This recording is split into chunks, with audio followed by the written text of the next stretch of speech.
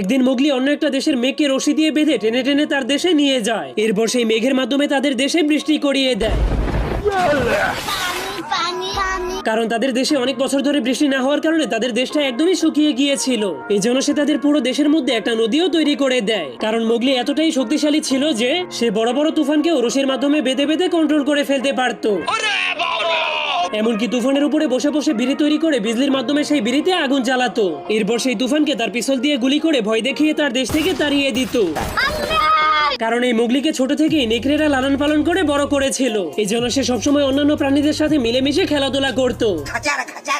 এমনকি মোগলি খরগোশের চাইতেও বেশি জোরে জোরে লাফাতে পারত। কিন্তু একটা অজগর সাপ যখনই মোগলিকে ভয় দেখাতে যায়, তখন সে মোগলির গর্জন শুনে এতটাই ভয় পেয়ে যায় যে একদমই ছোট কেঁচো হয়ে যায়। এরপর মোগলি যখনই একটা হাড্ডি খাচ্ছিল, তখনই তিনটা নেকড়ে তার হাড্ডিটাকে খাওয়ার জন্য চলে আসলে মোগলি এত জোরে চিল্লান মারে যে